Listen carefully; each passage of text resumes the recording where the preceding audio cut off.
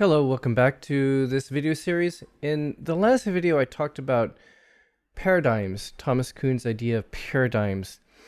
And this from his book called The Structure of Scientific Revolutions. And so this is the follow-up video for your information.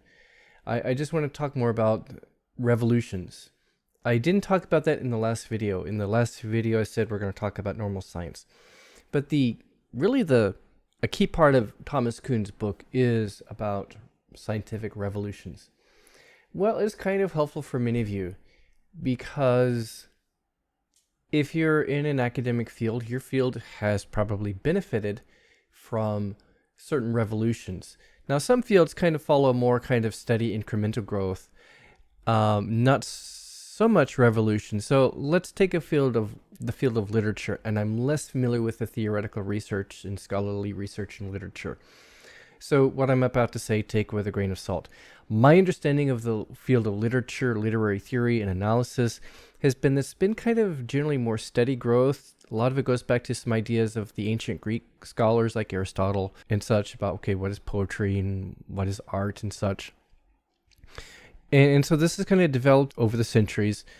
From time to time, there have been some revolutions in related fields that have impacted literature scholarship, like in philosophy. And in modern times, there have been not so much revolutions, but sometimes big shifts as someone comes up with, as a group of scholars come up with some new theory. Hey, what about gender issues in literature?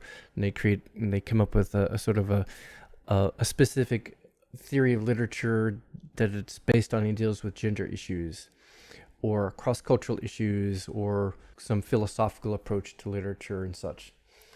So the revolutions in the literature world, as far as I know, have not been so like profound and drastic. It's a little different. But okay, in most fields, we've grown through process of revolution. So what is a revolution? A revolution, according to Kuhn, happens when he's a scientist, so he's mainly talking about scientists. Scientists follow a certain kind of older paradigm, an older theory, and it's worked pretty well for a while. Then they start to find new data that don't fit the theory, sort of anomalies, weird things. And scientists start to question the existing paradigm. And more evidence builds up that maybe this theory doesn't work. And along comes some new scientist or a group of scientists, and they come up with a totally new theory, a revolutionary theory. And it upsets the entire community of scientists or scholars. And there are fights and struggles. Okay, think about when Einstein came along. For some time, data had been accumulating showing that sometimes Newton's ideas to classical physics doesn't always work, or there are certain questions it can't answer. Along comes Einstein with revolutionary new theories, the special theory and then the general theory of relativity. And there's a big upheaval. Scientists debate and argue. Einstein is right. No, he's not. We like the old Newton, It's something like that. There's discord, there's strife, there's disagreement, but eventually the new theory wins out. It may not totally replace the old theory, like the old theory of classical physics with Newton's ideas. It works for normal everyday stuff, and we still use that. But if we're talking about kind of space stuff and all, we use Einstein's ideas. It's won out. Though there's a big revolution in Einstein's ideas won out. Linguistics. Well, before Chomsky, there was more traditional approaches to linguistics, mainly structuralism and also behaviorism, which sort of went together. I won't go into that. Along comes Chomsky, and he questions a lot of things. He asks a lot of profound questions, and he points out that in a lot of ways, the old stuff, well, they don't explain things. They fail to explain some questions, and here's some stuff that they don't explain. Linguists, for a while, argued and debated, but it led to a lot of growth in the field. New people came to the field. Chomsky attracted a lot of followers, and the field grew, and new linguistics departments were started, largely by young professors who were inspired by Chomsky, and so he had a profound impact on linguistics, and that was a revolution. The old theories died out. They're completely gone. They were completely replaced. Now, other theories have come along to challenge Chomsky, and they exist somewhat in kind of a tension or harmony or somewhat. And so it's not all Chomsky, but even in some of the competing theories, they say, oh, we like some of the goals that Chomsky set up, but we don't like the way he did it. We'll do something different. Okay. But that's a revolution. It can be messy. And so a lot of your fields may be defined by revolutions. You're benefiting from the insights of what is now normal science, which was a result of some revolution maybe decades ago. When Charles Darwin came along with the theory of evolution, that was a big revolution in biology. And they went through a minor revolution a couple of decades ago when biologists started considering other mechanisms, other explanations for how evolution happens, and which led to some modification or, adding to our theory of evolution, our understanding of evolution. So it's sort of a minor revolution there. So in your field, your understanding benefits from certain revolutions.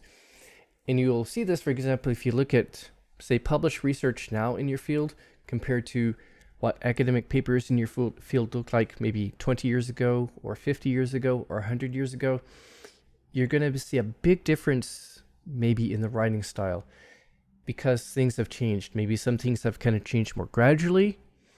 Like in psychology, I noticed this. There was a big revolution in the 60s and 70s, the cognitive revolution. Skinner's ideas and behaviorism were challenged and overthrown, and not many people believe in that stuff anymore. There's a lot more focus on experimental research and on cognitive psychology, cognition. And since then, the paradigms have kind of grown, and our body of research knowledge has grown, and our research methods have become more sophisticated. So if you compare a paper published in psychology now compared to, say, before 1960, they're going to look very, very, very different. And since then, there's been kind of more gradual growth and improvement in our body of knowledge in our research. So still, there's going to be some differences in the writing style in a psychology paper published in 1980 compared to now. But it's going to be drastically different if you look at a psychology paper from 1950, 1940. They came from different theories, different paradigms. If you are reading older literature in your field, you might notice this. You might notice a distinctly different style or tone or focus because of how things have changed. Sometimes radically through revolutions, and sometimes through just the growth of normal science, normal improvement. Things are getting better, and our understanding is a lot more sophisticated now than it was, 20 years ago. So just something to consider, to think about. And so if you're doing academic papers and you're looking at sources, well, the age of those sources might matter because things change very quickly in science. And so if you're writing science papers, you're probably not going to cite other science papers that were published more than 5 years ago, unless it was just a really important paper. In science and engineering, most of the papers that are cited are going to be papers published within the last 5 years because things change so much in science and engineering. If you're in social science fields, probably you want some papers in the past 5 or 10 years and not too many papers that are more than 20 years old, unless it's a really important paper. Because again, things change in social sciences. In education, not as rapidly as in science, but things change. Probably the bulk of your papers that you're going to be looking at are, aside from really famous old papers, are going to be in the last 10 years or 20 years.